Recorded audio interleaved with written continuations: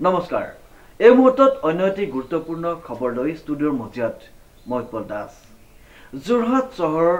সৌন্দৰ্য সংৰক্ষণত পৌৰসভাৰ কঠোৰ পদক্ষেপ নিউজ ডাইৰেক্ট ৰিপৰ্ট যোৰহাট চহৰৰ সৌন্দৰ্য সংৰক্ষণত পৌৰসভাৰ কঠোৰ পদক্ষেপ যোৰহাটত এতিয়াৰ পৰা পদপথ দখল কৰি ব্যৱসায় কৰে তেন্তে সাৱধান হ'ব লগতে যোৰহাটৰ পদপথত মুক্তভাৱে মলমূত্ৰ কৰে তেন্তে সাৱধান হ'ব কিয়নো যোৰহাট চহৰৰ সৌন্দৰ্য বৃদ্ধি তথা পৰিৱেশ সংৰক্ষণৰ ক্ষেত্ৰত যোৰহাট পৌৰসভাই কঠোৰ পদক্ষেপ গ্ৰহণ কৰিছে চহৰৰ বিভিন্ন স্থানত পদপথ দখল কৰি ব্যৱসায় চলোৱা আৰু মুক্তভাৱে মলমূত্ৰ ত্যাগ কৰা লোকসকলৰ বিৰুদ্ধে কঠোৰ ব্যৱস্থা গ্ৰহণ কৰা হ'ব বুলি জানিবলৈ দিছে পৌৰসভাৰ সভানেত্ৰী লক্ষ্মী খাৰগড়ে আজি বহুত দিনৰ পৰা মই এইবিলাক কাম কৰিয়ে আছোঁ অফিচত মানে থকাতকৈ মই ভাবিছোঁ এতিয়া মই ৱাৰ্ডবিলাকত ঘূৰিম আৰু আমাৰ গোটেই যোৰহাটৰ টাউনৰ এইবিলাক চাফাইবিলাক মই অলপ চাব লাগিব আজি মই আহিছোঁ আহি পেলাই দেখিছোঁ যে আমাৰ পদপথৰ কাষত কিছুমান দোকান বহিছে আৰু সেই দোকানবিলাকে তেওঁলোকৰ খোৱা খাদ্যবিলাক মানে ড্ৰেইনত নেপেলায় আৰু আপোনাৰ ড্ৰেইনতো পেলাইছে কিছুমান বস্তু আৰু ৰাস্তাতো পেলাইছে আৰু এইবিলাক আমি এতিয়া চাফাই কৰিবলৈ আমি চাফাই কৰ্মী আমাৰ জাৰুৱালা ইত্যাদি সকলো আহিছে আমাৰ ৱাৰ্ড কমিশ্যনাৰো আহিছে আমাৰ সাহসৰ সদস্যাও এগৰাকী আহিছে ইয়ালৈ আমি এতিয়া কথা হৈছে কি যেতিয়া ৰাইজ সচেতন নহয় আমি এইবিলাক চাফাই কৰি একো লাভ নাই আমি বাৰম্বাৰ কৈছোঁ আমি বাৰম্বাৰ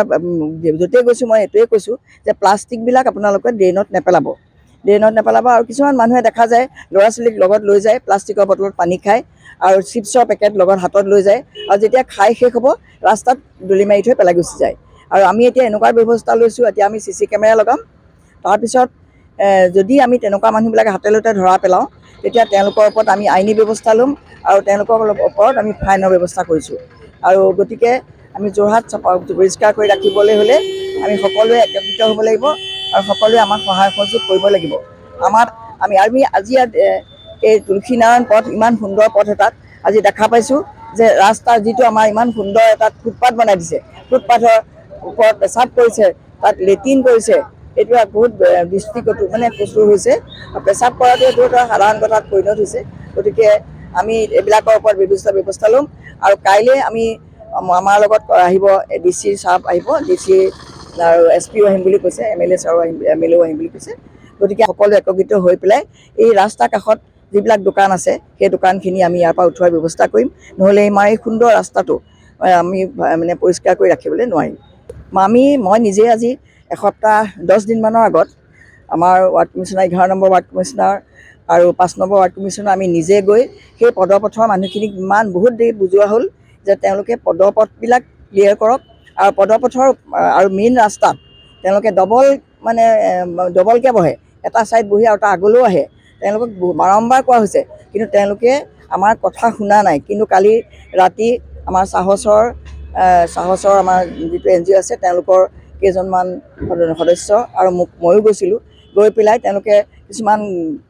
ব্যৱস্থা কৰিছে এইটো বেগৰ ব্যৱস্থা কৰিছে বেগ দিছে আৰু তেওঁলোকে বেগত ভৰাইছে কালিৰ পৰা সেইটো ড্ৰাইভ আৰম্ভ হৈছে বাৰু তথাপিতো তেওঁলোকে বাৰম্বাৰ কৰাৰ পিছতো ৰাস্তা মানে এখন মটৰচাইকেল এখন যাব নোৱাৰে মই এইটো কথা SP মহোদয়ক কৈছিলোঁ যে সেইটো মানে তেওঁলোকে কিবা এটা ব্যৱস্থা ল'ব আমাৰ লগতে আচলতে প্ৰশাসনৰ তেওঁলোকেও চাব লাগে এইবিলাক কথা আমি অকল মিউনিচিপালিটিয়ে যে চাব লাগিব এনেকুৱা কথা নাই মই প্ৰশাসনকো অনুৰোধ কৰিম যে এইবিলাক কথা তেওঁলোকেও অলপমান চাব লাগে তেওঁলোকক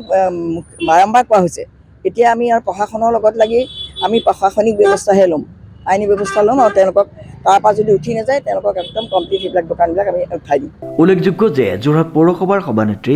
লক্ষ্মী খাৰগড়ে নিজে চহৰৰ পৰিষ্কাৰ পৰিচ্ছন্নতা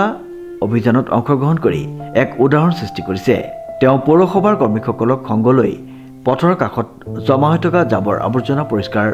কৰোৱাৰ লগতে সেই স্থানসমূহ পানীৰে ধুই এক শৃংখলাবদ্ধ পৰিৱেশ গঢ়ি তুলিছে যোৰহাটৰ বৰুৱা চাৰিআলিত থকা যোৰহাট বহুমুখী বালিকা বিদ্যালয় আৰু বাউণ্ডাৰী ৱালৰ কাষৰ পৰিৱেশ অত্যন্ত কৌতুহ্যময় হৈ পৰিছিল বহুতো ব্যক্তিয়ে মুক্তভাৱে তাত মলমূত্ৰ ত্যাগ কৰিছিল যাৰ ফলত চহৰৰ সৌন্দৰ্য আৰু পৰিৱেশ উভয়